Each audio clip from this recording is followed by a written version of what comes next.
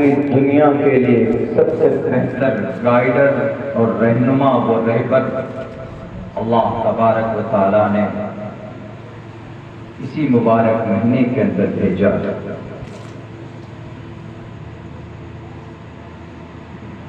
ہمارا یہ عقیدہ ہے کہ جب انسان برائی کرتا ہے، اپنے افراد و مقاصد سے ہٹ کر اپنی زندگی گزارتا ہے، جس غرض اور جس مقصد کے لیے رب نے انہیں پیدا کیا، شریعت کا یہ عقیدہ ہے، اسلام کا یہ کانسیپٹ ہے کہ اللہ تبارک و تعالی اپنے قاصد، اپنے پیغمبر اور رسول کو اس زمین پر اتھارٹی دے کر، پاور دے کر بھیجتے، اور پھر وہ رب کی وحی کو، اللہ کے پیغام کو اللہ کے بندوں تک پہنچانے کا کام کرتے ہیں، اور تقریباً ان حضرات رسول اور انبیاء کی تعداد 1,24,000 پہنچتی،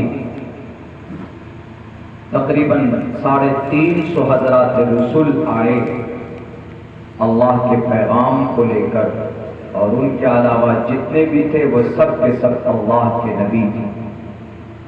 ان میں سب سے آخری نبی، سب سے لاسٹ ٹائم، جن کو سنسکرت زبان میں بھی انتم مہرشی بھی کہا گیا، کلیگ میں آنے والا کل کی اوتار بھی کہا گیا، اور ہمارے قرآنی الفاظ میں، شرعی الفاظ میں اگر آپ بولیں تو ان کو آخری نبی کہا گیا ہے۔ قرآن کریم میں ما كان محمد ابا احد من رجالكم ولكن رسول الله وخاتم النبيين، سلسلے نبوت کو ختم کرنے والے، اسی کو سنسکرت میں if you want to translate into Sanskrit language تو اس کا مطلب ڈاکٹر وید پرکاش اپادھیائے نے یوں کیا ہے، انتم مہرشی، انتم سندیشٹا، آخری پیغام لانے والا، کل کی اوتار، آخر زمانے میں اترنے والا۔ چونکہ ہندو بھائیوں کے یہاں سناتن دھرم میں ان کے یہاں بھی اوتار ہوتے ہیں، ان کے یہاں بھی نبی تو نہیں کہہ سکتے چونکہ کانسیپٹ الگ ہے، لیکن ان کے یہاں بھی یہ عقیدہ ضرور ہے گیتا کی روشنی میں کہ جب کبھی دھرم کی ہانی ہوتی ہے، جب کبھی اچھائی کو ختم کرنے والا کوئی انسان راکشس بن جاتا ہے، یدا یدا ہی دھرمسya گلانربھوتی بھارتا ابھیدھانم دھرمسya تداتمانم سرجامہم، تو جب جب دھرم کی ہانی ہوتی ہے تو ایشور چپ نہیں بیٹھتا ہے، ایشور دیکھتا ہے کہ ہم نے مانو کو پیدا کیا بھکتی کے لیے، بندگی کے لیے، احمد دھی پرشت دھی میگا مرسس جگرنگہم سوریہ واجاری، نام ان کا احمد ہوگا، اور ہم سب جانتے ہیں کہ جناب محمد رسول اللہ صلی اللہ علیہ وسلم کا ایک پیارا نام احمد بھی ہے اور ایک نام محمد بھی ہے۔ محمد نام آپ کے دادا عبد المطلب نے رکھا، اور احمد نام آپ کی اماں محترم بی بی آمنہ نے رکھا۔ احمد دھی پرشت دھی، احمد اپنے اثر سے میگا مرکز جگرنگہم سوریہ واجانی، سورج ہر جگہ پر روشنی پہنچاتا ہے۔ اللہ کے نبی نے بھی ہر کسی کو فائدہ پہنچایا، اللہ کے نبی ہر کسی کے لیے آئے تھے۔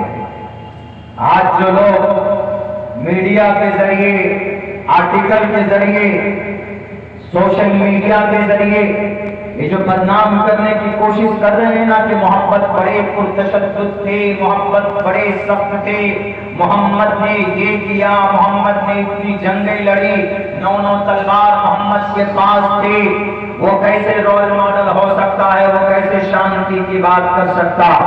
آج ان کی چھوی کو والعیاذ باللہ بدنام کرنے کی کوشش کی جا رہی، لیکن یاد رکھنا دنیا کے ظالموں، نبی پاک علیہ السلام کی جیونی کے بارے میں بڑے بڑے رائٹر نے لکھا ہے، کب تک کہاں تک مٹانے کی کوشش کرو گے؟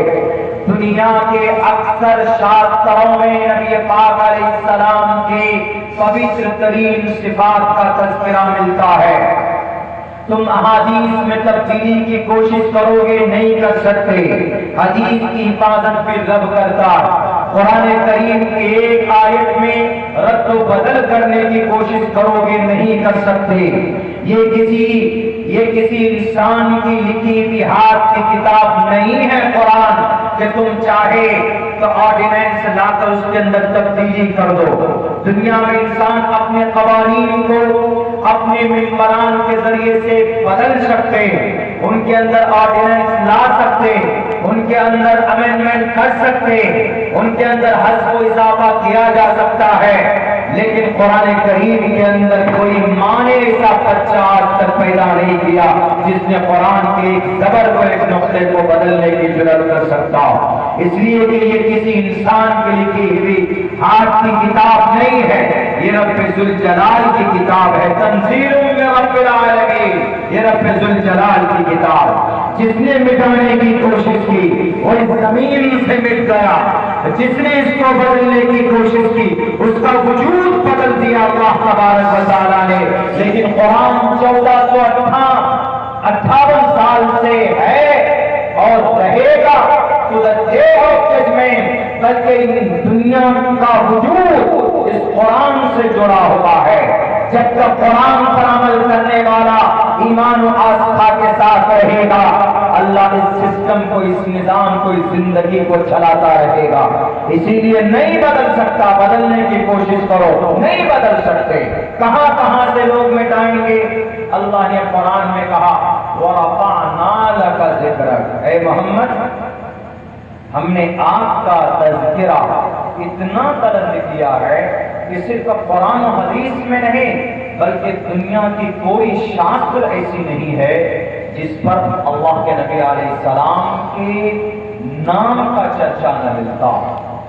آپ بائبل پڑھیے، بائبل ابھی کے بائبل نہیں، متا مرقس لوقا یوحنا برنیاس نہیں، پرانا بائبل پڑھیے، عہد جدید عہد قدیم جس کو بولتے ہیں، عہد جدید عہد قدیم، حضرت موسیٰ اور حضرت عیسیٰ کے ماننے والوں کی کتاب پڑھیے اس وقت کی۔ عبرانی زبان میں محمد کا نام پارخلیق ہے، عبرانی زبان۔ That's mean، اس کا مطلب a person is praised، ایک ایسا ویکتی، ایک ایسا انسان، ایک ایسا مانو، ایک ایسی شکتی جس کی بہت زیادہ تعریف کی جاتی ہے، پارخلیق۔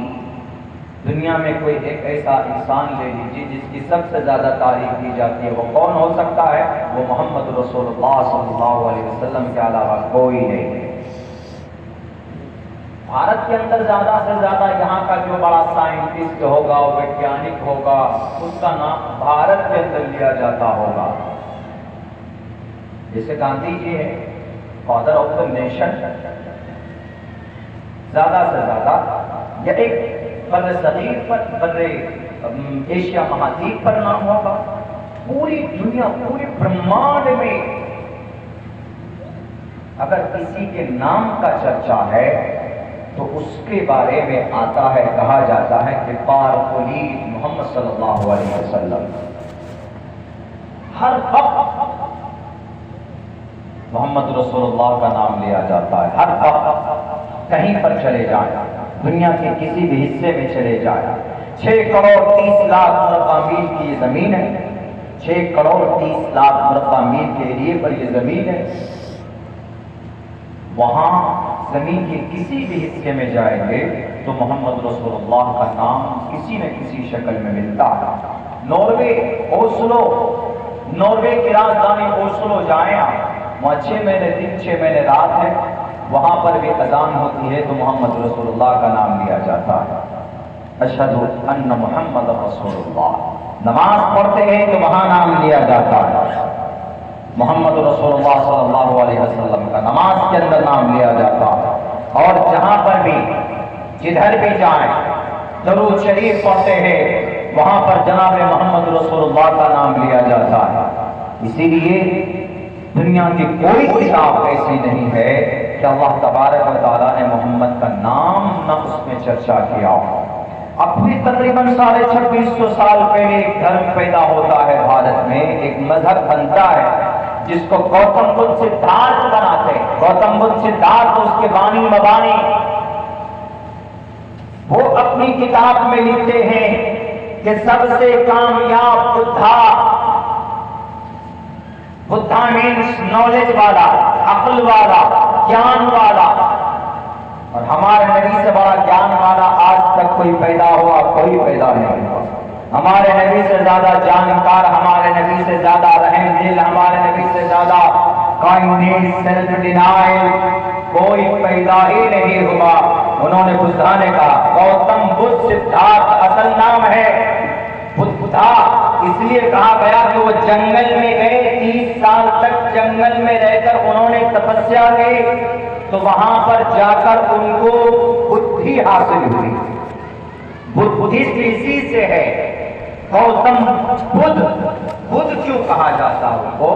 تو انہوں نے دعویٰ کیا جنگل سے آنے کے بعد کہ مجھے نالج ملا ہے، مجھے جانکاری دی گئی ہے، مجھے ایشور کے طرف سے کچھ گیان پراپت ہوا ہے، اسی تب سے ان کا نام ان کے نام کے ساتھ جڑا، یہ بدھا ہے، اس کو گیان ہے۔ لیکن وہ بدھا بھی کہتے ہیں کہ سب سے بڑا بدھا آنے والا ہے، سب سے بڑا بدھا 2650 سال پہلے کا زمانہ ہے، گیا کی دھرتی پر پیدا ہونے والا سرزمین بہار میں، بودھ گیا اس لیے بولتے ہیں کہ وہاں پر گوتم بدھ سدھارتھ کا جنم ہوتا ہے۔ شاہی گھرانے کا ایک نوجوان لڑکا، ایک پرنس تھا، ساری چیزیں عیش کی تھی، لیکن زندگی میں کچھ مرحلے ایسے آئے، موت کو جاننے کے لیے جنگل چلا گیا، 30 سال تک بیٹھ کر وہاں ایشور کی پوجا پرارتھنا کرتا ہے اور جیون کو اور موت کو جاننے کی کوشش کرتا ہے۔ 30 سال کے بعد آتا ہے اور وہ یہ دعویٰ کرتا ہے کہ میں بدھا ہوں، مجھے نالج اور گیان دیا گیا ہے۔ تو لوگوں ان کی باتوں پر ماننا شروع کیا، ان کے الفاظ میں، ان کی اسپیچ میں یہ جملہ محفوظ ہے، آواز تھا ان کی کتاب کا نام، ان کے شاستر کا نام آواز تھا اور تساطیر ہے، اسی تساطیر میں پڑھیے، اس تساطیر میں گوتم بدھ سدھارتھ نے کہا کہ سب سے بڑا بدھا میں کچھ بھی نہیں ہوں اس کے سامنے۔ اے لوگوں، جب آخر بدھا آئے آخر زمانے میں، یعنی آخری نبی آئے آخر زمانے میں، تو ان کی جیونی کو پکڑ کر ہلا کر دیکھنا اور ان کے بتائے ہوئے راستے پر چلنا، تو تم کو اپنی زندگی کے اندر نور حاصل ہوگا، تم کو اپنی زندگی کے اندر کامیابی ملے گی، تمہیں اپنی زندگی کے اندر سکھ اور چین مل سکتا ہے۔ اسی آخری بدھا کے پیٹرن کو اپنا کر میرے بھائیوں، اللہ نے قرآن میں یوں ہی نہیں کہا ہے وَرَفَعْنَا لَكَ ذِكْرَكَ۔ بدھا کی کتاب دیکھیں گے تو وہاں پر ہمارے نبی کا چرچا، بائبل اٹھا کر دیکھیں گے وہاں پر ہمارے نبی کا چرچا، ہمارے سناتن دھرمی بھائیوں کی کتاب دیکھیں گے، وہ 31 مرتبہ لفظ نراشن سے استعمال کیا گیا۔ آپ جان ہے تو گرت محمد اندکارم ناشم، محمد آئیں گے اندکار کو ناش کریں گے، اندکار کو ختم کریں گے۔ اندکار آپ علیہ السلام جب پیدا ہوئے تھے زمانے جاہلیت میں کتنا اندھیرا تھا، ذرا بتائیے۔ جیسا اندھیرا نہیں جیسے رات میں اندھیرا ہوتا ہے، مثال دی گئی، اندھیرے میں کوئی صحیح چیز نظر نہیں آتی، تو اس وقت گناہ اور جہالت اور بدعقیدگی اور انیک ایشورواد، انیک اللہ، ایک اللہ کو چھوڑ کر 307 خدا کو پوجتے تھے، لوگ عبادت کرتے تھے، شراب بدلنے سے پیتے تھے، بیٹیوں کو اپنی سگی بیٹی کو، بیٹی پیدا ہوئی اس کو اٹھا کر لے کر گئے، اپنے ہاتھ سے گڈھا کھودتے تھے، اس میں ڈال دیتے تھے، دفن کر دیتے تھے اس میں، اور بھی بہت ساری چھوٹی چھوٹی بات میں خون بہاتے تھے۔ دنیا کے سارے برا جتنے بھی بڑے بڑے جرم ہو سکتے ہیں وہ سب کے سب ساری برائیاں اس وقت موجود تھی۔ اسی لیے اللہ کے نبی علیہ السلام کے بارے میں پرانے شاستروں میں بھی لکھا، آگیان ہی تو کرت محمد اندکارم ناشم بدایم، محمد آئے اندکار کو انہوں نے ناش کیا، اندکار کو انہوں نے چھانٹنے کی کوشش کی۔ اور اللہ کے نبی 40 سال تک آپ علیہ السلام، نبوت 40 سال میں ملی، 40 سال سے پہلے محمد رسول اللہ نے تبلیغ کا کام تو کیا نہیں، لیکن آپ علیہ السلام کی 40 سالہ نبوت سے پہلے کی زندگی بھی فیوچر برائٹ ایک دم بالکل کسی سے ڈرے نہیں، گھبرائے نہیں، آپ کا کام صاف ستھرا ہوتا ہے۔ کچھ لوگ کہتے ہیں کہ آپ کے محمد تو نبوت کے بعد یہ شکتی پاور دی گئی تب آپ علیہ السلام نے اتنا بڑا انقلاب پیدا کیا۔ ہم یہ کہتے ہیں کہ 40 سال تو چھوڑو، 40 سال سے پہلے کی بات کرو، محمد کی زندگی 40 سال، نبوت سے پہلے کی زندگی بھی دیکھو گے تو آپ ان کی اس زندگی کے اندر بھی اپنے لیے بہت کچھ ڈھونڈ سکتے ہو۔ ہم آج محمد رسول اللہ کا کیا نام لیتے ہیں؟ آپ علیہ السلام صادق الامین تھے، صادق الامین کہا جاتا تھا۔ یہ لقب آپ کو، یہ دو القاب، یہ دو جملے آپ علیہ السلام کو نبوت کے بعد میں، نبوت سے پہلے ملی۔ لوگوں نے صادق الامین، یہی وجہ ہے کہ آپ علیہ السلام نے جب نبوت کے پیغام پہنچانے کے لیے لوگوں کو بلایا اور کہا کہ لوگوں میں تم سے کہنا چاہتا ہوں کہ اس پہاڑ کے پیچھے میں ایک ہم فوج ہے، ایک آرمی ہے، جماعت ہے، تم پر حملہ کرے گی، میری باتوں کا وشواس کرو گی؟ تو ان سب نے کہا تھا کیوں نہیں بھائی لوگ، we believe in your honesty، ہم آپ کی صداقت پر مرتے ہیں، آپ سچے ہیں، آپ امانت دار، you are not a liar، آپ جھوٹے نہیں ہیں، we believe in always in your honesty، آپ کی اس کائنڈنیس پر، آپ کی اس ایمانداری پر ہم مرتے مٹتے ہیں، آپ جو بولو کہ ہم مانیں گے۔ تو اس سے صاف پتہ چلتا ہے کہ نبی پاک علیہ السلام کو نبوت سے پہلے 20 سال کی عمر میں تقریباً الصادق الامین کا خطاب دے دیا گیا تھا۔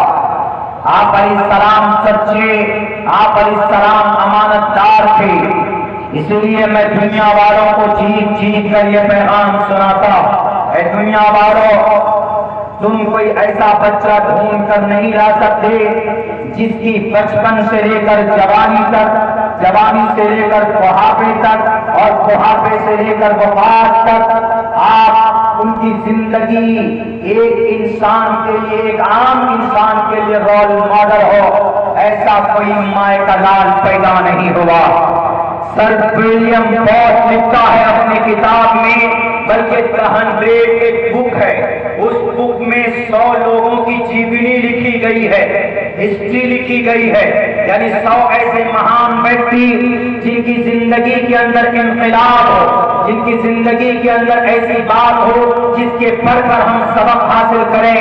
ایک انگریز، ایک کرسچن لکھتا ہے جو اسلام کا اینٹی آف اسلام کہا جاتا ہے جنہیں، وہ اپنی کتاب میں لکھتا، کسی نے مشورہ دیا جب وہ اس کتاب کو لکھ رہا تھا، 99% ان لوگوں کی ہسٹری تو آپ نے لکھ لی، لیکن ایک آدمی نے ان کو سجیسٹ کیا، مشورہ دیا کہ آپ محمد ابن عبداللہ کی ہسٹری کو بھی پڑھیے اور ان کو بھی اپنی کتاب میں جگہ دیجیے۔ ان میں سب سے پہلے، دوسرے، تیسرے، چوتھے، 4، 5، 6 سے لے کر 99 تک سب کی جگہ متعین ہو چکی تھی اس کتاب میں، اور وہ جگہ دے چکا تھا۔ ہر کسی کی ہسٹری لکھنے کے بعد وہ یہ کہتا تھا کہ ٹھیک ہے ان کی زندگی میں یہ تبدیلی تھی، اس حصے کو مانا جائے، کوئی انسان اگر مانے گا تو کامیاب ہوگا۔ لیکن جب اس شخص نے، جب اس آدمی نے، مائیکل ایچ ہارٹ نام ہے اس کا، یہ پروف ہے، ان کی کتاب The 100 پڑھیے گا، میں نے رائٹر کا بھی نام بتایا ہے، جن کو شوق ہو پڑھ سکتے۔ مائیکل ایچ ہارٹ اپنی The 100 بک میں وہ جب آخر میں محمد رسول اللہ کی زندگی ہسٹری کے اوپر ریسرچ کر رہا تھا، تو جب ریسرچ مکمل ہوتا وہ آدمی کہتا ہے، مائیکل ایچ ہارٹ کہتا ہے کہ اس کو سب سے لاسٹ میں نہیں، اس کو سب سے پہلے نمبر پر جگہ دیا جائے، اور نبی کی وجہ سے، محمد ابن عبداللہ کی وجہ سے، اور خاتم النبیین سید الانبیاء کی وجہ سے وہ پوری سیریل کو تبدیل کرتا ہے اور پوری سیریل نمبر کو بدلتا ہے، محمد رسول اللہ کے نام کو پہلے نمبر پر لاتا ہے، اور کم سے کم پانچ پیج میں محمد رسول اللہ کے بارے میں لکھتا ہے کہ میں نے 100 لوگوں کی جیونی پڑھی، 99 لوگوں کی ہم نے جیونی پڑھی، ان کی زندگی پڑھی ہے، لیکن ہر کسی کی زندگی کے اندر کوئی نہ کوئی کمی ہے۔ نوشیروان کی زندگی کے اندر عدالت تو پڑھی، لیکن ایک علاقے کے لیے رستم کی زندگی کی بہادری تو پڑھی، لیکن صرف کچھ وقتوں کے لیے، اور بڑے بڑے لوگ انہوں نے لکھ کر کے لکھا، اس میں ٹپڑی کی، اور انہوں نے یہ کہا کہ ہم نے محمد رسول اللہ کی زندگی پڑھی ہے، اور 100 بار قسم کھا کر میں یہ بات کہنے کے لیے تیار ہوں، اگر ان میں سے سب کی زندگی ایک طرف، محمد رسول اللہ کی زندگی ایک طرف، اگر کسی کو بچپن میں زندگی کیسے گزارنا ہو، محمد رسول اللہ کی بچپن کی زندگی کو اٹھا کر دیکھ لے، اگر کسی کو تجارت میں کیسے کامیاب ہونا ہو تو محمد رسول اللہ کی تجارتی زندگی 15 سے لے کر جو 40 سال کی رہی ہے اس زندگی کو اٹھا کر دیکھ لے، اگر کسی کو بہترین شوہر بننا ہے تو محمد رسول اللہ کی ازواج مطہرات کی زندگی کو اٹھا کر دیکھ لے، اگر کسی کو سب سے بہترین جنرل بہادر بننا ہے تو جنگ بدر، جنگ احد کی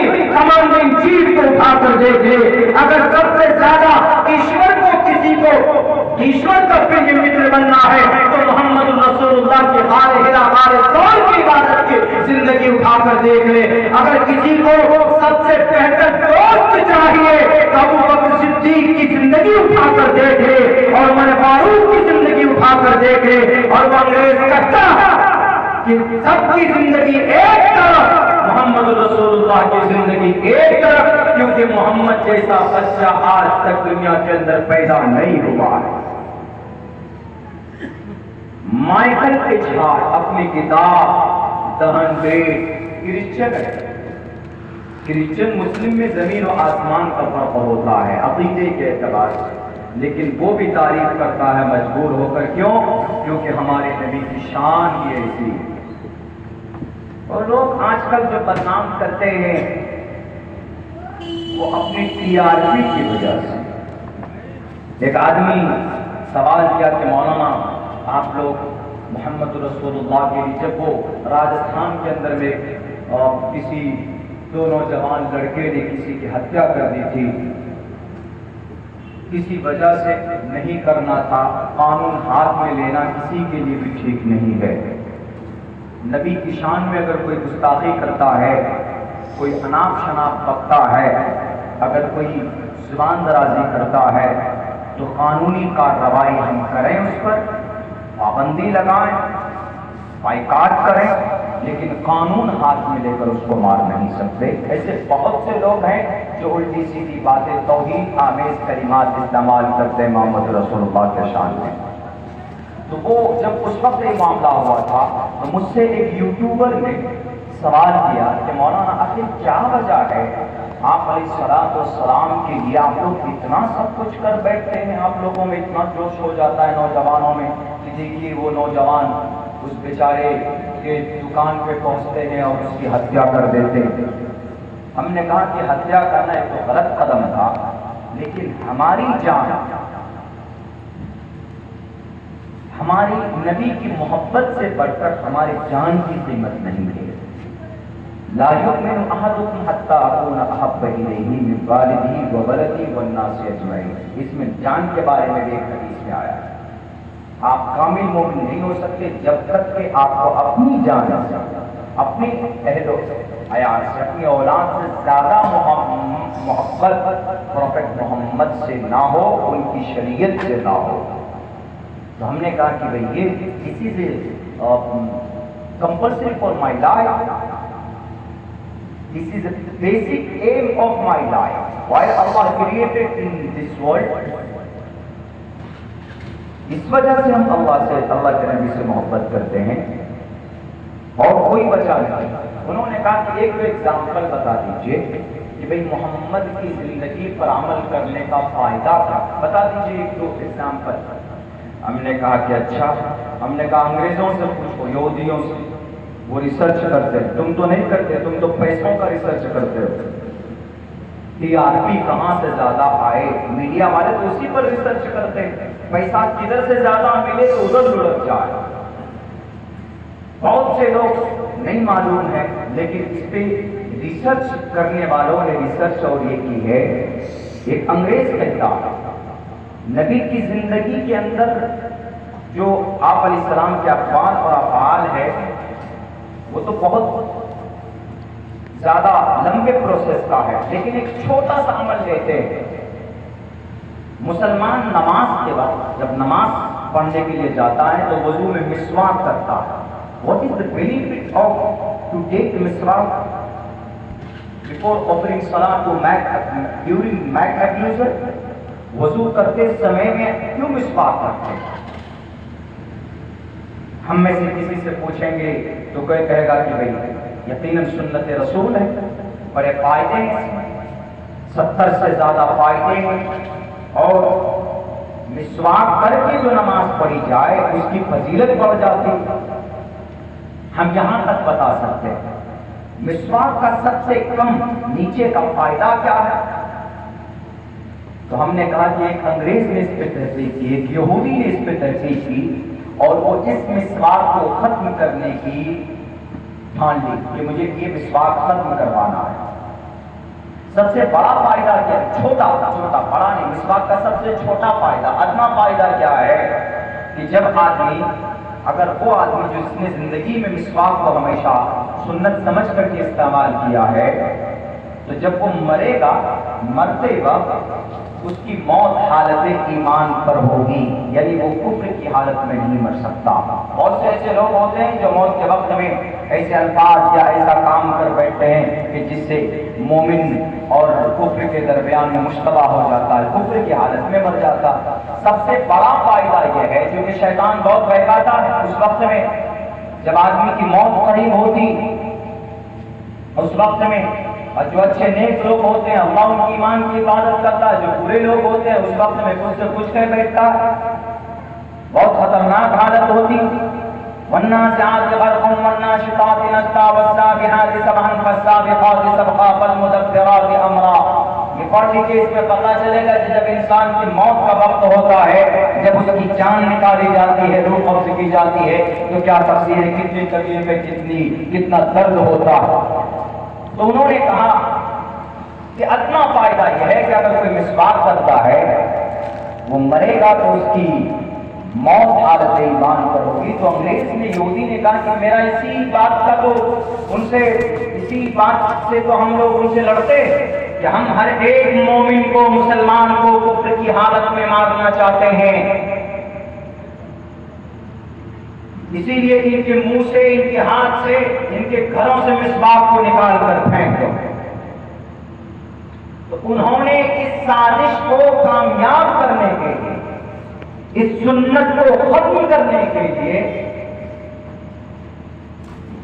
برش اور کولگیٹ کا، پیسٹ کا وجود، اس کو پروڈکٹ کیا، اس کو پروڈیوس کیا لوگوں کے سامنے.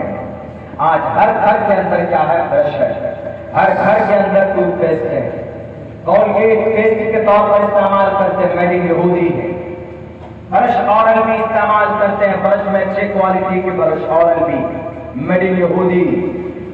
یہودی کوئی بھی کام اپنے فائدے کے بغیر نہیں کرتا، اس میں کوئی نہ کوئی فائدہ اس کا چھپا ہوتا۔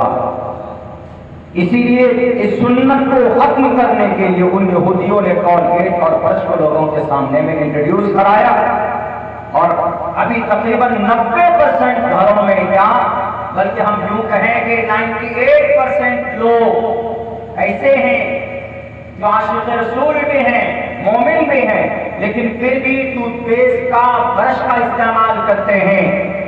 سنت مسواک کو ترک کر دیا انہوں نے، ہم مسلمانوں نے۔ ہم نے کہا کہ دیکھو یہ فائدہ، اگر کوئی سنت رسول کو اپنائے گا تو سب سے بڑا فائدہ یہ ہے کہ مرتے وقت وہ گزر کے جب مرنے کا وقت ہوگا، قرب مرگ جس وقت اس کے اس دنیا سے جانے کا وقت ہوگا، وہ حالت ایمان پر مرے گا، اور جو انسان حالت ایمان پر مرے بہت بڑی بات ہے، بہت بڑی کامیابی ہے اس کے لیے۔ یہ فائدہ ہے سنت رسول اللہ صلی اللہ علیہ وسلم کی جیونی پر عمل کر کے۔ انہوں نے کہا کہ مولانا یہ بات ہمیں اتنی سمجھ میں نہیں آئی، دنیاوی اعتبار سے بتائیے تو مرنے کے بعد کا فائدہ ہے، دنیاوی اعتبار سے بتائیے کہ دنیا کے اندر آپ کے نبی کے عمل کو لے کر کچھ فائدہ ہو تو ہم بتائیں، ہم اپنے چینل پہ چلائیں گے، ہم لوگوں کو چیخ چیخ کر کہیں گے ہم نے کہا ہے فائدہ۔ اللہ نے جناب محمد رسول اللہ صلی اللہ علیہ وسلم کے لیے قرآن میں استعمال کیا وَدَاعِيًا إِلَى اللَّهِ بِإِذْنِهِ سِرَاجًا مُنِيرًا، اور قرآن میں دوسری جگہ پر کہا وَمَا أَرْسَلْنَاكَ إِلَّا رَحْمَةً لِلْعَالَمِينَ۔ نبی پاک علیہ السلام دونوں جہان کے لیے رحمت بنا کر بھیجے گئے تھے، یعنی آپ علیہ السلام کے لیے، آپ علیہ السلام کی جو لائی ہوئی شریعت ہے، آپ پر جو وحی اور قرآن نازل کیا گیا، آپ کے جو افعال جو اقوال ہیں وہ دونوں جہان کے لیے یعنی مرنے کے بعد کے لیے بھی رحمت ہے، اور اس دنیا پر بھی رحمت ہے۔ رحمت للعالمین کا لفظ استعمال کیا، اور اٹھا کر دیکھو اللہ نے دوسری تیسری جگہ پر قرآن میں بیان کیا لَقَدْ كَانَ لَكُمْ فِي رَسُولِ اللَّهِ أُسْوَةٌ حَسَنَةٌ، یہ محمد کی زندگی میں ایک بہترین اسوہ ہے، ایک بہترین نمونہ ہے زندگی گزارنے کا۔ انہوں نے کہا کہ ذرا ایکسپلین کیجئے مولانا کیا مطلب؟ ہم نے کہا کہ ہمارے نبی جب آئے تو اس وقت برائی تھی، ان برائیوں میں سے برائی یہ بھی تھی لوگ شراب پیتے تھے۔ اللہ کے نبی نے فرمایا اے لوگوں شراب مت پینا، کیونکہ شراب نشہ بہت گندی چیز ہے، ولا تشرب الخمر، شراب مت پینا، فإنها مفتاح كل شر، یہ تمام برائیوں کی جڑ ہے۔ یہ ساری برائیاں تم کر سکتے ہو کب؟ جب شراب کی حالت میں ہو۔ آدمی عقل کے ساتھ رہتا ہے تو کچھ غلط کام کرتے ہوئے پچھتاوا بھی ہوتا ہے یا بچنے کی کوشش کرتا، لیکن جب انسان شراب پی لیتا ہے، شراب پینے کے بعد بڑے بڑے جرائم بھی کرتا، بڑے بڑے گناہ بھی کرتا، اور وہ کہنے لگا ٹھیک ہے کلیئر کر کے بتائیے۔ ہم نے کہا کہ اللہ کے نبی نے فرمایا اے لوگوں شراب کے قریب مت جاؤ، شراب مت پیو، بہت گندی چیز ہے، اور جتنی بھی نشہ آور چیزیں ہیں اگر کوئی کوریکس پیتا ہے، ہمارے بہار میں کوریکس چلتا، ہمارے بہار میں شراب پر پابندی، لیکن آپ کے اتر پردیش میں پابندی نہیں، پورے بھارت میں 2 اسٹیٹ پر شراب پر پابندی، ایک گجرات ایک بہار، لیکن ان جگہوں کے اوپر دوسری نشیلی پدارث استعمال کرتے، جیسے کوریکس پیتے، وہ کب کے لیے سیرپ ہے، لیکن پورے اگر کوئی نوجوان بھٹک جائے تو 5 منٹ کے اندر نشے کے اندر آ جاتا۔ سلیسن جس کو عموماً پنچر لگانے کے لیے یا چپل کو صحیح کرنے کے لیے اس کو استعمال کیا جاتا، لیکن ان جگہوں میں جہاں پر شراب کے اوپر پابندی لگی ہے نوجوان اس کو سونگتے ہیں، بھاری تعداد میں استعمال کرتے ہیں تو نشہ پیدا، اس سے اپنے آپ کو نشہ کی سویدھا اپلبدھ کراتے۔ میرے بھائیوں کچھ ٹیبلٹ بھی یوز کرتے، اللہ کے نبی نے فرمایا کل مسکر حرام، ہر وہ چیز جس سے نشہ پیدا ہو وہ حرام ہے، اور نشہ شراب حرام ہے، ولا تشرب الخمر فإنها مفتاح كل شر۔ انہوں نے کہا کہ مولانا ہم لوگ کو پی کر کر سو جاتے ہیں، آرام سے نیند آتی۔ ہم نے کہا کہ اس شراب کا دنیا کے اندر پتا کیا بڑا نقصان ہے۔ شراب سب سے پہلے نمبر پر آپ کی عقل کو ڈیمیج کرتی۔ یہ نشہ آور چیز کسی انسان میں عقل ہوتی، عقل ہی کی وجہ سے صحیح اور غلط کا فیصلہ کرتا، لیکن جب کوئی بندہ شراب پیتا تو شراب سب سے پہلے کامن سینس پہ اٹیک کرتی، آدمی کی عقل ختم ہو جاتی، وہ پھر گالیاں بکتا، بیوی کو بھول جاتا، ماں کو بھول جاتا، باپ کو بھول جاتا، گھر کے اندر الٹی سیدھے بکواس کرتا، ایک راستہ دو تین طریقے پر نظر آتے، نالی کے اندر اپنا تھوپڑا دے کر بیٹھا رہتا ہے، کبھی کچھ کرتا ہے کبھی کچھ کرتا۔ یہ شرابیوں کی عادت آپ نے دیکھی ہوگی۔ یہ شرابی دوسرے نمبر کا نقصان کیا ہے؟ باڈی کے اندر سب سے دوسرے نمبر پر بڑا نقصان شراب کڈنی کے اوپر کرتا ہے۔ انسان کی پوری باڈی کے اندر اگر آپ کی لیور اور کڈنی ٹھیک ہے، آپ کی کڈنی ٹھیک ہے تو آپ کے پورے سسٹم ٹھیک ہوں گے۔ اگر آپ کی کڈنی خراب ہے تو آپ اسی سے موٹے بھی ہوں گے، آپ اسی سے بلڈ پریشر کی بیماری ہوگی، آپ کو ڈائبٹیز کی شکایت اسی کڈنی سے ہے۔ ایک بڑے ڈاکٹر نے، ڈاکٹر شری سورین جو پدم شری ایوارڈ سے ان کو نوازا گیا، ہم نے اپنی چیک اپ کے لیے ان سے پرائیویٹ طور پر ہم نے کنسلٹ کیا تھا۔ انہوں نے یہی کہا کہ مولانا اگر آپ کی باڈی کے اندر آپ کی کڈنی صحیح ہے، آپ کا اندر کا فنکشن ٹھیک ہے تو پورا سر سے پیر تک آپ کا باڈی سب سے بڑھیا۔ ہم نے کہا کہ ایک بات بتا دیجئے کہ اس کو سب سے زیادہ ڈیمیج کون سی چیز کرتی؟ انہوں نے کہا کہ سب سے زیادہ کھانا، اس کے بعد کی شراب پینا۔ شراب سب سے پہلے نشٹ کرتا، پہلے عقل کو لیکن ڈیمیج کرتا، نشہ ختم ہونے کے بعد عقل پھر بھی آ جاتی، لیکن آپ کو ہمیشہ کے لیے جو نقصان پہنچاتا ہے آپ کی کڈنی اور آپ کے لیور کو ہمیشہ کے لیے وہ ڈیمیج کر دیتا، اور آپ کی کڈنی اور لیور ڈیمیج ہو جائے آپ کبھی بھی ڈھنگ سے تندرست نہیں رہ سکتے۔ انہوں نے یہ کہا، اسی لیے اللہ کے نبی علیہ الصلوۃ والسلام نے فرمایا وَلَا تَشْرِبِ الْخَمْرَ فَإِنَّهَا مِفْتَاحُ كُلِّ شَرٍّ، تمام برائیوں کی جڑ شراب میں ہے، اسی لیے وَلَا تَشْرِبِ الْخَمْرَ، شراب مت پیو۔ کس نے کہا؟ محمد رسول اللہ نے کہا۔ آج تک کسی نے نہیں کہا کہ شراب گناہ، آج تک کسی نے نہیں کہا کہ شراب کو استعمال کرنا پاپ ہے، جرم ہے۔ شاستروں میں بھی کہا گیا انسکنتا ستتما مہیمے گاوا چیتشنو اشرو مگورا تریدشنو اگنیدشامی سہسترار ویشنانا رہا کہ انتم زمانے کے اندر منسی موتاد نے نشیلی پدارت کو منع کیا، یعنی شراب کے سیون سے منع کیا۔ انہوں نے کہا کہ مولانا یہ تو ہمارا نقصان ہونا چاہیے، لیکن دوسروں کا کیا نقصان ہوتا؟ ہم نے کہا کہ دوسروں کا بھی نقصان ہوتا۔ ہمارے نبی کا کوئی پیغام، ہمارے نبی کی کوئی بات فائدے سے خالی نہیں ہوتی۔ ہم نے کہا کہ آج جو ریپ ہوتے، ہر ایک سیکنڈ میں بھارت کے اندر 45 ریپ ہوتا ہے، زنا کا بازار گرم کیا جاتا شراب کے ذریعے سے، ہر ایک سیکنڈ میں 45 ریپ۔ آپ اندازہ نہیں لگا سکتے کہ جو رپورٹڈ ہوتے یعنی جو ریکارڈ میں آتے ہیں وہ ہے، جو ریکارڈ میں نہیں ہے وہ تو آپ شمار بھی نہیں کر سکتے۔ شراب پینے کی وجہ سے 75% ریپ ہوتا ہے، شراب پینے کی وجہ سے۔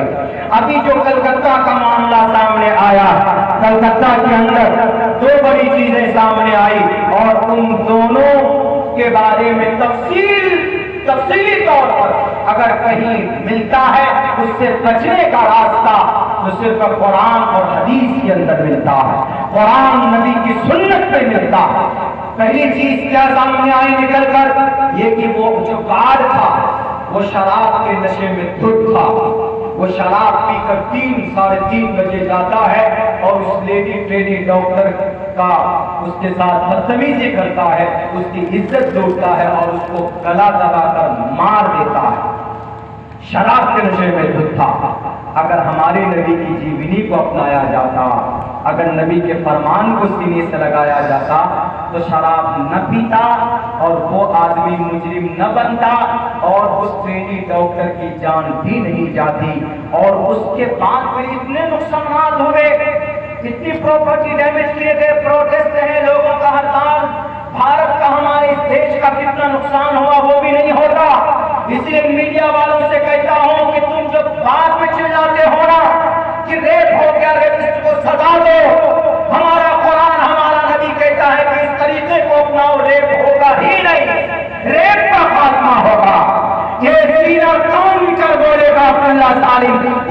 بدنام کرنے کی کوشش کرو گے، میں کہوں گا کہ میرا قرآن وہ ہے جو برائی کے بعد سزا تو بعد کی بات ہے، برائی ہونے سے، برائی سے بچا کیسے جائے، برائی ہو ہی نہ، برائی وجود میں نہ آئے، اگر وہ سوچ وہ طریقہ صحیح پر ہے تو محمد رسول اللہ صلی اللہ علیہ وسلم کی زندگی کے اندر ہے۔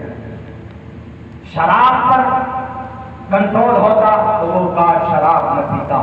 اب پھر دوسری چیز، شراب کی مخالفت قرآن میں بھی حدیث میں بھی، لوگ قرآن و حدیث کو دشمن سمجھتے ہیں دنیا کے لوگ، لیکن کتنی اچھی بات ہے، ہم نے کہا یوٹیوبر صاحب کتنا بڑا فائدہ ہے۔ دوسری چیز جو وہاں پر جو کمی پائی گئی وہ قرآن میں بیان کیا، اللہ نے قرآن میں 7 آیتیں نازل کی ہے جس میں پردہ 7 آیت ہے۔ وَقَرْنَ فِي بُيُوتِكُنَّ وَلَا تَبَرَّجْنَ تَبَرُّجَ الْجَاهِلِيَّةِ الْأُولَىٰ يَا أَيُّهَا النَّبِيُّ قُل لِّأَزْوَاجِكَ وَبَنَاتِكَ وَنِسَاءِ الْمُؤْمِنِينَ يُدْنِينَ عَلَيْهِنَّ مِن جَلَابِيبِهِنَّ قُل لِّلْمُؤْمِنَاتِ يَغْضُضْنَ مِنْ أَبْصَارِهِنَّ۔ 7 آیتیں ہیں، پردہ، پروٹیکشن، حفاظت۔ 70 حدیثیں ایسی ہیں محمد رسول اللہ کی کہ جو پردے کے اوپر دلالت کرتی ہیں۔ لوگوں کو بات سمجھ میں نہیں آتی، ارے بھائی ہم سماج کی بیٹیوں کو کہتے ہیں پردے میں آؤ تو یہ میڈیا والے ان کے فیور میں آ جاتے ہیں، بے لگام گھوڑا بن کر کے کم چلنے کے لیے بیٹے کو بیٹی کی آزادی لوٹتی ہے، یہ جو 1450 سال پہلے کی طبیعت اسی خیال بھوگ رہے ہیں۔ مولانا اپنی طرف سے مسئلہ بتا رہا ہے، کوئی مولانا اپنی طرف سے مسئلہ نہیں بتا سکتا، ناٹ الاؤ۔ کسی نبی کو اپنی طرف سے بات کرنے کی پرمیشن نہیں ہے، اپنی مرضی کے مطابق تو ہم اور آپ اس کھیت کی مولی۔ میرے بھائیوں تو پتا ہے وہاں پر دوسری کیا کمی پائی گئی؟ وہ ٹرینی ڈاکٹر رات کو 12 بجے انہوں نے ڈنر کیا، کھانا کھا کر اکیلے کانفرنس ہال میں سونے چلی گئی، آرام کے لیے چلی گئی اکیلے۔ کہاں جاتا ہے ابھی کچھ باتیں سامنے آ رہی ہے کہ 3-4 ڈاکٹروں نے، 3-4 ان کے جو قریب کے فرینڈ ہے ان کا بھی ہاتھ ہے اس میں، وہ بھی شریک ہے۔ وہ لیڈی ڈاکٹر اکیلی گئی، اکیلی وہاں پر سوئی، اس وجہ سے موقع ملا ان درندوں کو یہ کام کرنے کا۔ قرآن کیا کہتا ہے؟ قرآن بھی کہتا ہے، حدیث بھی کہتی ہے، اللہ کے نبی تو صاف کھول کر کہتے ہیں ان المرأۃ عورۃ، عورت پردے کی چیز ہے، عورت حفاظت کی چیز ہے۔ ان المرأۃ عورۃ اذا خرجت استشرفها الشیطان، جب عورت اکیلی باہر نکلتی ہے تو پیچھے سے شیطان نکلتا ہے۔ وہ عورت اکیلی گئی، شیطان پیچھے لگا ان شرابیوں کے، اور ادھر بھی اگر وہ عورت قرآن کی آیت پر، وہ عورت بھی، کوئی بھی عورت اگر عمل کر لے، اکیلی نہیں ہوتی، اگر جانا ہے، اسلام نے نوکری کرنے سے منع نہیں کیا ہے، اسلام نے کسی میڈیکل میں آپ کو، آپ ٹرینی ڈاکٹر ہیں تو منع نہیں کیا، آپ کسی جاب میں ہیں تو اسلام منع نہیں کرتا، آپ ٹیچر ہیں، سماج کی عورت ٹیچر ہے تو اسلام منع نہیں کرتا، اسلام کام کرنے سے منع نہیں کرتا، لیکن اسلام کہتا ہے کہ بھائی دائرے میں رہ کر کیجیے، باہر اکیلے مت نکلیے، اگر آپ کو جانا ہے، اکیلے رات میں کہیں رہنا ہے، ٹائم گزارنا ہے تو اس وقت کسی کو اپنے ساتھ رکھیے، محرم میں سے اکیلے مت رہیے، آپ کو ضرورت ہے تو آپ باہر جائیں، ضروری نہیں ہے تو مت جائیے۔ قرآن طریقہ بتاتا ہے، شریعت طریقہ بتاتی، ہم نے ان کو بتایا تو انہوں نے کہا کہ مولانا یہ آپ کے قرآن میں یہ بات ہے؟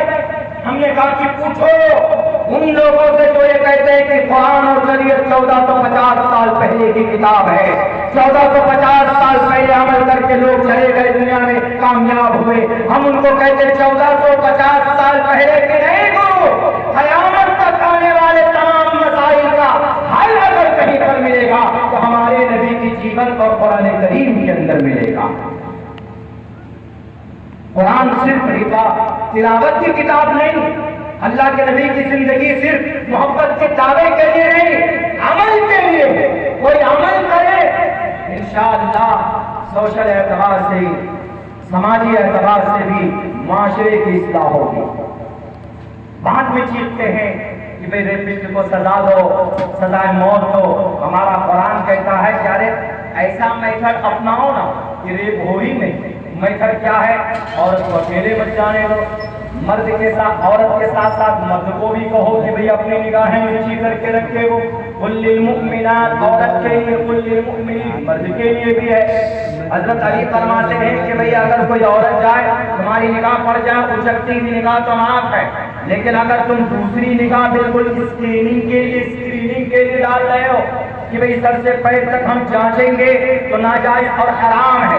اسلام میں غلط نیت سے دیکھنا جرم ہے، ہاتھ لگانا، بات کرنا، ٹچ کرنا، گھومنا اور جناب کیا وہ ڈیٹنگ کرنا، آج کل تو ڈیٹنگ تو دور کی بات، ساتھ میں رہنا، لیونگ ریلیشن، نوجوان لڑکا نوجوان لڑکی بنا شادی کے رہنا چاہے تو قانوناً اس کی اجازت دی گئی۔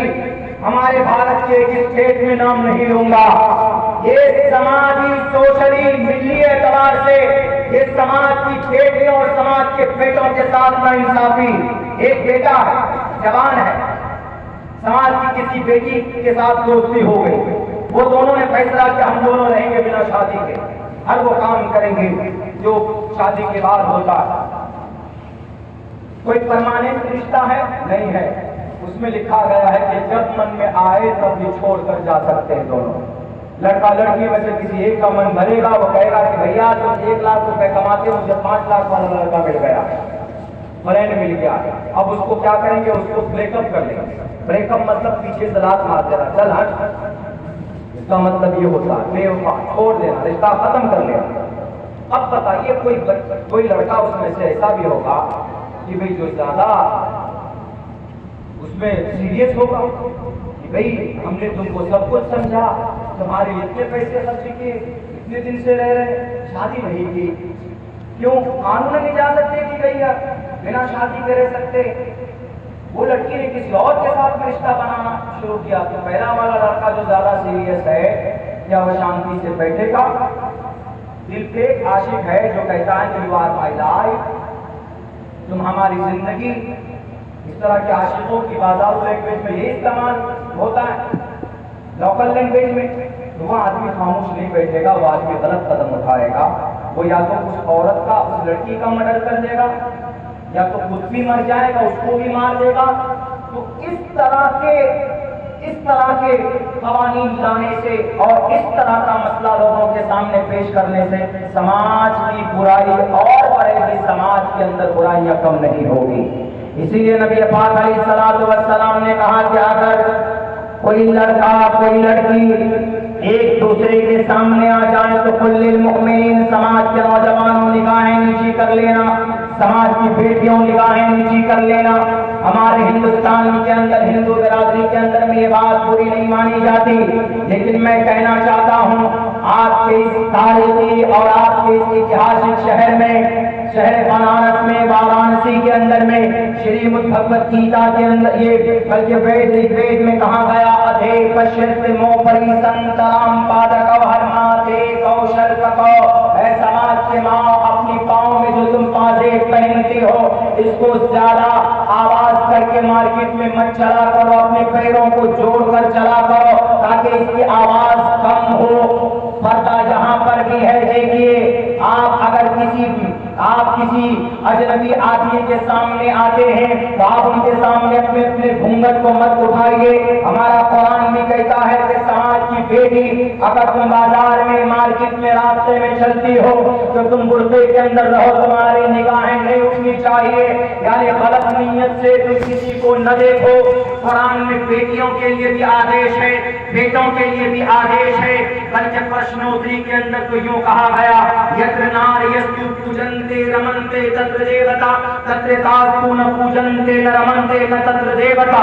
اگر سماج میں کوئی بیٹی ہے تو دل سے ان کو عزت دو، ان کو سمان دو، ان کو گیان دو، ان کی پوجا کرو، اس لیے کہ بیٹی وہ ہوتی ہے، اگر گھر کے اندر کسی کی بیٹی ہے تو وہ گھر کی رحمت ہے، اگر عورت گھر کے اندر بیٹی بہن کی شکل میں ہے تو وہ گھر کی عزت مانی جاتی ہے، اگر گھر کے اندر عورت بیوی ہے تو وہ گھر کی شریک حیات مانی جاتی، اگر گھر کے اندر عورت ماں کی شکل میں ہے تو اس ماں کے قدم کے نیچے جنت ہے۔ یہ پیغام کسی نے بتایا تو آخر الزمان نبی پاک علیہ الصلوۃ والسلام نے بتایا۔ اسی لیے جناب محمد رسول اللہ صلی اللہ علیہ وسلم کی زندگی ہم سب کے لیے رول ماڈل ہے، صرف مسلمانوں کے لیے نہیں، پوری مانو جاتی کی کلیان کے لیے ہے، پوری دنیا کی انسانیت، دنیا کے لوگوں کے لیے، پوری انسانیت کے لیے اللہ کے نبی علیہ السلام کی زندگی۔ اور جو لوگ اعتراض کرتے ہیں کہ نہیں بھائی آپ لوگ ذرا سی بات پر اکر ہو جاتے ہیں، آپ کے نبی کی زندگی کے اندر میں یہاں سے تعریف ملتی ہے کہ محمد رسول اللہ نے تشدد کا راستہ اپنایا تھا، ذرا کوئی بتا سکتا ہے کہ محمد رسول اللہ نے کس پر تشدد کیا، کس پر ظلم کیا؟ ہم تو نہیں جانتے، ہم نے تو اتنی کتابیں پڑھی، میں ایک طالب علم ہوں آج بھی، I used to study every time and every book, and till that I have received, I got knowledge from the authentic religious, authentic books، بہت سارے دھارمک کتابیں پڑھی، کسی میں بھی ہم نے یہ نہیں پڑھا ہے، کسی میں بھی نہیں کہ محمد رسول اللہ فلاں جگہ پر اگر ہوئے، غصے میں ہوئے اور انہوں نے اپنے غصے کا اظہار فلاں آدمی کا خون بہا کر کیا، ایسا ہم نے آج تک نہیں دیکھا نہ پڑھا، ایک قطرہ خون تک بھی نہیں بہایا، بلکہ آپ کے خون بہائے گئے، آپ کے خون بہائے گئے، آپ کے صحابہ کے خون بہائے گئے، تب بھی محمد رسول اللہ 13 سال تک دیکھ کر خاموش رہے، صبر کرتے رہے، صبر کی تلقین کرتے رہے۔ جو بولتا کہ نبی کی تلوار بڑی مضبوط تھی، بڑی دھاردار تلوار تھی، ان کو بتائیے گا کہ اگر نبی تلوار والے ہوتے تو طائف میں آپ کا خون نہ بہتا۔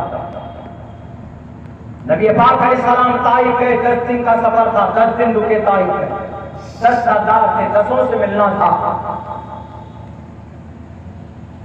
انسائکلوپیڈیا آف سیرت پڑھی، انسائکلوپیڈیا آف سیرت، آتھینٹک سیرت کی کتاب مانی جاتی ہے، وہ پڑھی۔ 10 دن تک رکے، ایک دن ایک دربار کے پاس جاتے تو دھکے دے کر آپ کو، دھکا مطلب نکل جاؤ یہاں سے، نکل جاؤ یہاں سے، آپ علیہ السلام مایوس ہو کر چلے آتے۔ دوسرے دن دوسرے سردار کے پاس، 10 دن مکمل ہو گئے، 10 سردار نے آپس میں یہ بات طے کی کہ محمد کو یہاں سے نکالو، نہیں تو یہاں کی فضا کو بدل کر رکھ دے گا۔ آپ علیہ السلام کے پیچھے کچھ ہوتے ہیں نا سماج میں، اوباش قسم کے لڑکے ہوتے، نوجوان ہوتے ہیں جن کا خون گرم ہوتا، وہ سب کے سب نبی پاک علیہ السلام کے پیچھے لگا دیے گئے، پتھر اٹھاتے اور آپ کے اوپر پھینکتے، تو پیچھے حضرت اسامہ تھے، وہ آپ کے پتھر کو روکتے، حضرت اسامہ کا سر پر کئی پتھر لگے، سر پھٹ گیا، خون نکلنے لگا، تو آپ علیہ السلام نے کہا کہ بیٹھ جاؤ، تو اس کے بعد جارے کے پتھر نبی کے سر پر آتا، محمد رسول اللہ بھی درد سے کراتے، درد برداشت نہیں ہوتا، تو آپ علیہ السلام طائف کے باہر کے راستے پر بیٹھے، پیچھے حضرت اسامہ پھر سے آئے، ان کا زخم بھر چکا تھا، وہ بے ہوش ہو کر گر پڑے زمین پر۔ نبی پاک علیہ السلام نے سوچا کہ اس کو اٹھا کر کیسے لیا جائے، یہاں سے آپ علیہ السلام بھی بیٹھ گئے اس درخت کے نیچے، لیکن وہ اوباش قسم کے لڑکے کھڑے تھے کہ پھر سے محمد اٹھے گا تو ہم ان کے اوپر پتھراؤ کریں گے، ان کو ہم بتائیں گے کہ یہ ہمارے آبا و اجداد کی دین کو چھوڑنے کا کیا صلاح ہوتا ہے اور ان کی سزا کیا ہوتی ہے۔ میرے بھائیو، آج بھی ہمارے اس دیش کے اندر، ہمارے اس ملک کے اندر کچھ شرابی ہیں جو شراب کو پہچانتے ہیں، نہ وہ شاستروں کو پہچانتے ہیں، نہ وہ ایشور پرماتما کو پہچانتے ہیں، ایشور کے نام پر اپنے نیتاؤں کو خوش کرنے کے لیے شراب کی تھیلیاں پی کر بوڑھوں کو مارتے ہیں، سفر پر ٹرین پر سفر کرتے ہیں، نہتے لاچار 70 سال کے بوڑھوں کو ان کی آنکھوں کو پھوڑنے کی کوشش کرتے ہیں۔ یہاں تک تو دنیا کی کوئی کسی بھی دھرم کے اندر کسی انسان کے اوپر ظلم کرنے کی پرمیشن بالکل نہیں۔ شری رام چندر جی آئے تھے راون کے خاتمے کے لیے، شری کرشن جی آئے تھے کوروں کے خاتمے کے لیے، اس زمین پر ایشور بھیجتا ہے ظالموں کے خاتمے کے لیے، لیکن جب اتیاچار ظلم اور تشدد کسی نہتے پر ہوتا ہے تو ایشور کبھی نہ کبھی کسی کو بھیجتا ضرور ہے۔ یہاں زمین پر حساب نہیں ہوگا، کل قیامت میں ضرور حساب و کتاب ہوگا، پرماتما کے گھر میں ایک عمل کا حساب دینا ہوگا، اس لیے کہ یاد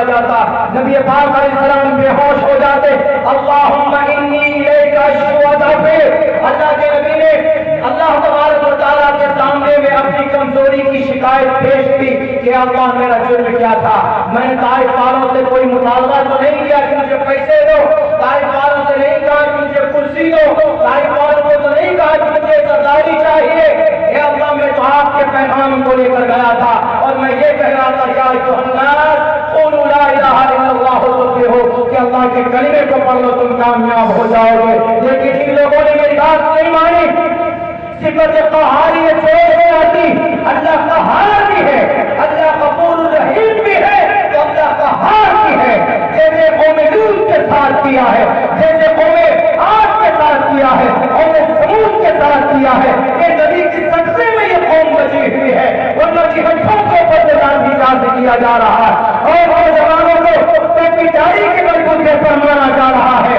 اللہ کی نبی کی دعا نہ ہوتی تو آج یہ قوم پلٹ دی جاتی، اللہ کی قسم نبی کے صدقے میں زندہ ہو دنیا والوں، اللہ کے نبی علیہ السلام درد سے طور رہے، حضرت جبرائیل امین آئے، کون جبرائیل؟ جن کی طاقت دنیا کے سارے بلڈوزر مل کر نہیں کر سکتے، دنیا کے سارے ٹیکنالوجی مل کر نہیں کر سکتے، وہ جبرائیل امین جس کا ایک پر مشرق میں ہے تو دوسرا مغرب میں ہے، جو اگر زمین کو تباہ کرنا چاہے تو صرف اس گاؤں کے نیچے قوم لوط کو جب تباہ و برباد کرنا ہوا تو ایک پر نیچے زمین کے اندر دیتے ہیں اور ایسے اٹھاتے ہیں کہ ایک پر سے ساتویں آسمان تک وہ زمین اٹھائی گئی، ساتویں آسمان تک وہاں کی ساتویں آسمان کے مخلوق نے قوم لوط کی چیخ و پکار کو سنا تو اپنے لگے وہاں سے اٹھا کر پٹک دیا گیا، جب رب ذوالجلال کی صفت قہاریت جوش میں آتی ہے تو پھر کوئی بچاتا نہیں، حضرت جبرائیل امین کو پوری طاقت دے کر بھیجا،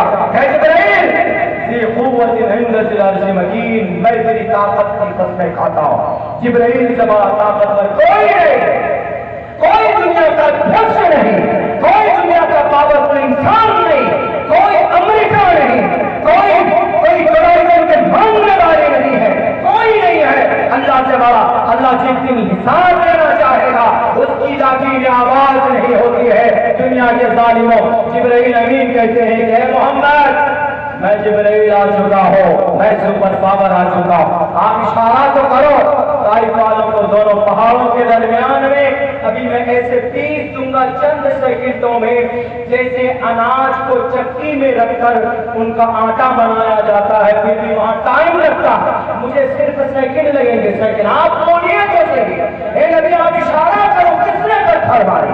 ذرا بتا دو کہ طائف والوں کو برباد کر دے۔ دنیا کے ظالموں اگر نبی ظلم کرنے والے ہوتے، نبی ظالم ہوتے تو کہتے نا یہ جبرائیل جاؤ جو من میں آئے کرو، لیکن جبرائیل امین سے اللہ کے نبی نے کیا کہا؟ میڈیا والوں اگر میری یہ تقریر تمہارے کانوں تک پہنچے تو چلانا اور اس کو جگہ دینا اور کہنا کہ محمد نے ظلم کا پیغام نہیں دیا بلکہ محمد نے جبرائیل کو کہا ہے، جبرائیل رب نے قرآن میں، اللہ نے اپنے قرآن میں اپنے آپ کے لیے کہا میں پوری دنیا کا رب العالمین ہوں، میں رب کا پالنے والا، لیکن اے محمد آپ کو میں نے پوری دنیا کے لیے رحمت للعالمین بنا کر کے بھیجا، میں ظلم کیسے کر سکتا ہوں؟ جبرائیل امین واپس کر دیے گئے، اور یہی وجہ ہے کہ اللہ کے نبی علیہ السلام کی سماعتی کی وجہ سے آج بڑا کام طائف میں ہو رہا ہے دین کا۔ یہ پیغام ہے، یہ میسج ہے ان لوگوں کے لیے جو کہتے ہیں کہ محمد رسول اللہ صلی اللہ علیہ وسلم ظالم تھے، ظالم نہیں تھے، بڑے ہمدرد تھے۔ آپ علیہ السلام جب آدمی کے پاس طاقت آتی ہے تو آدمی نشے میں چور ہو جاتا ہے، یہ کر دو، اس کو مٹا دو، اس کو کاٹ دو، اس کو دفن کر دو، تاریخ گواہ آج بھی ہو رہا ہے دنیا کے اندر۔ نام نہیں لوں گا، ایسا نام لوں گا جو سمجھ میں نہ آئے، سرزمین انبیاء کے اوپر اتنا ظلم ہو رہا ہے دنیا میں، یوکرین میں ہو رہا ہے، کل لڑتے ایک دوسرے ملک والے، نہتھوں پر تقریباً 60,000 ٹن RDX پھینکا جاتا ہے، تباہ برباد کر کے انہیں کوئی ٹیررزم نہیں کہتا، ٹیررسٹ نہیں کہتا، وہ اپنی طاقت کا اظہار کرتے۔ کیا دیکھو ہمارے پاس آئرن ڈوم ہے، ہمارے خلاف جاؤ گے تو بدل کر رکھ دوں گا. لیکن ہمارے نبی سے اتنی طاقتور تھے. جو سیلف انرجی تھی نا محمد رسول اللہ کی، یوں کہا جاتا ہے کہ 10,000 جوان بھی آپ کی ایک بازو کا مقابلہ نہیں کر سکتے محمد رسول اللہ. لیکن کبھی مس یوز کیا؟ کبھی نہیں کیا. بلکہ ایک موقع پر رکانا آ کر کے کہا تھا کہ you are messenger of God. Muhammad عربی میں کہا، کیونکہ میں نے سیرت اس میں پڑھا ہے انسائکلوپیڈیا میں، اس لیے اس سے بول رہا ہوں. ورنہ عربی زبان سے زیادہ خوبصورت زبان کوئی نہیں ہے. تو انہوں نے کہا کہ آپ آخری نبی محمد آپ اللہ کے رسول. چلو آپ کہتے ہیں کہ آپ بڑے طاقتور ہیں، بڑے ہمت بہادر ہیں، مجھے ہرا کر دکھاؤ. مجھے اگر آپ نے ہرا دیا ٹھیک ہے، میں آپ کی بات کو ایکسیپٹ کرنے کے لیے تیار ہوں. انہوں نے کہا کہ ٹھیک ہے چلو اللہ کے نبی نے ایکسیپٹ کیا. اللہ کے نبی نہیں، یہ پیغام ملتا کہ اگر کوئی سامنے والا چیلنج کرے تو آپ قانونی رعایت کرتے ہوئے اس کے چیلنج کا منہ توڑ جواب دیجیے.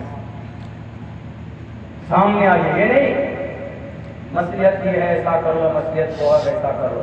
جہاں خاموش رہنا مصلحت ہے خاموش رہیے، جہاں بولنا ضروری ہے وہاں بولیے، جہاں پر سینہ تان کر کھڑا ہونا ضروری ہے وہاں سینہ تان کر کھڑا ہوئیے. یہ نہیں کہ یہ مصلحت ہے بیٹھے رہو، ایسا نہیں.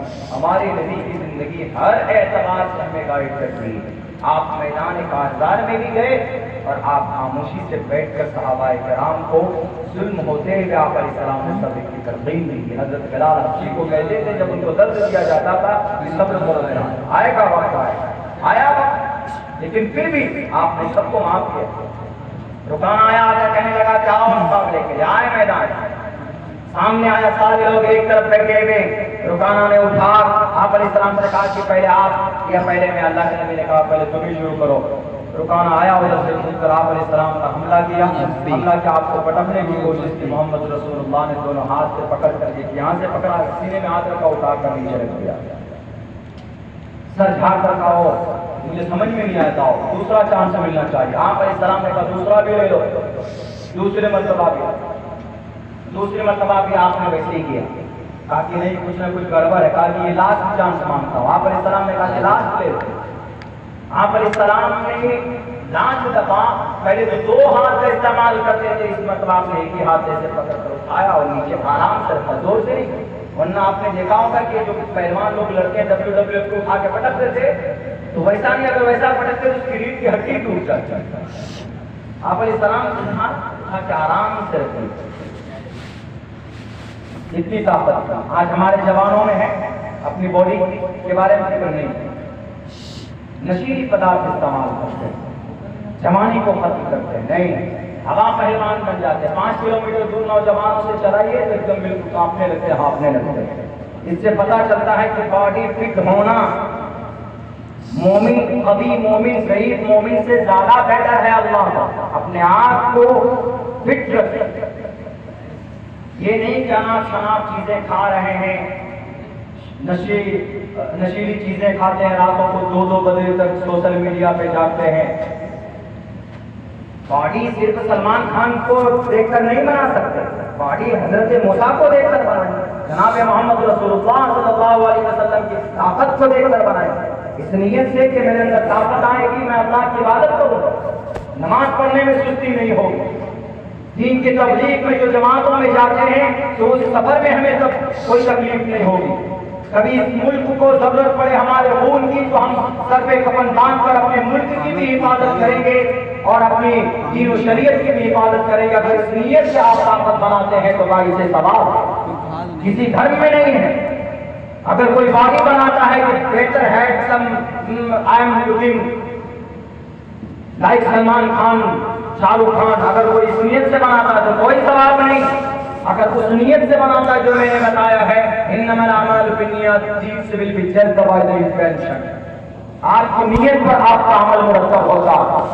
اسی لیے میرے بھائیوں، کیونکہ وقت کافی ہو چکا ہے، میں آپ لوگوں سے یہی کہوں گا کہ جناب محمد رسول اللہ صلی اللہ علیہ وسلم اس مبارک مہینے میں آئے اور آپ علیہ السلام کی زندگی ہم سب کے لیے رول ماڈل ہے. لقد کان لکم فی رسول اللہ اسوۃ حسنہ.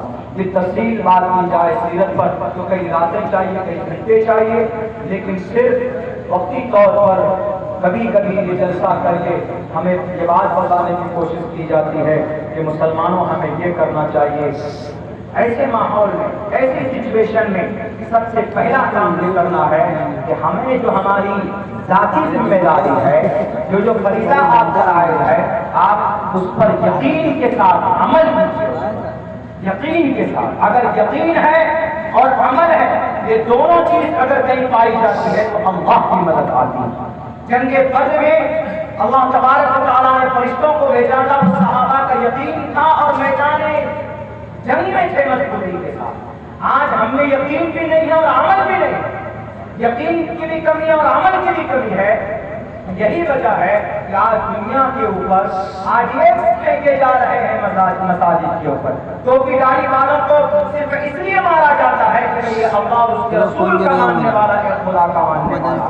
حالانکہ وہ بھی جانتے ہیں, بہت سے بدھی جیوی لوگ یہ ہے کہ یہ غلط ہو رہا ہے, جو رسول میں ہو رہا ہے. ان کا جرم کیا ہے؟ ایک اللہ کو ماننا. نبی وہ نبی جس نے کبھی کسی کا برا نہیں کیا. ارے نبی کے سامنے ان کے چچا کی جسم کا مسئلہ کیا گیا, ان کی ناک اور ہتھیلیاں کاٹی گئی, تب بھی آپ نے اس مرڈرر کو, اس قاتل کو, وحشی کو آپ کے سامنے لایا گیا اور آپ نے اس کو معاف کر دیا. آپ نے انتقام نہیں لیا, آپ نے بدلہ نہیں لیا. ہے کوئی مائے کا لال جو اپنے چچا کے قاتل کو سامنے دیکھ کر اور طاقت کی ہے انتقام بھی لے سکتا, کوئی معاف کر دے, لیکن نہیں, ہمارے نبی نے معاف کر دیا کہ جاؤ, لیکن وحشی اتنا کرنا کہ تم میرے نظروں کے سامنے مت آنا, پیچھے سے آنا, کیونکہ جب تم آتے ہو تو میرے چچا کی وہ لاش, نہ کٹی ہوئی لاش, وہ انگلیوں کے پورے کٹے ہوئے, وہ جسم, وہ ہتھیلیوں کو پھاڑ کر جو تم نے نکالا تھا, وہ صورتحال سامنے آ جاتی ہے. اسی لیے تم یہ کام احسان یہ کرنا کہ میرے نظروں کے سامنے سے مت آنا. لیکن ہمارے نبی نے معاف کر دیا, کوئی معاف نہیں کرنے والا. ہم اس نبی کے ماننے والے, ہم تشدد کا راستہ کبھی نہیں اپناتے, نہ ہمارے پوروج نے اپنایا, نہ صحابہ کرام نے اپنایا. ہاں, اگر کوئی ظالم بن کر ظلم کرتا ہوا کھڑا ہوگا تو ہم اس کو ظلم سے روکیں گے, سمجھائیں گے. اگر وہ قوم و سماج کو, ملک کو نقصان پہنچائے گا تو اپنی طاقت کے ذریعے سے اس کو روکنے کی بھی کوشش کریں گے. اللہ تبارک و تعالیٰ سے دعا کرتا ہوں, اللہ سبحانہ و تعالیٰ ہم تمام مسلمانوں کو کہنے سننے سے زیادہ اس پر عمل کی توفیق عطا فرمائے, اور نبی پاک علیہ السلام کی سیرت و سنت سے اپنی زندگی سے زیادہ محبت اور اس پر عمل کی توفیق عطا فرمائے. بہت بہت شکریہ, جزاک اللہ. السلام علیکم ورحمۃ اللہ وبرکاتہ.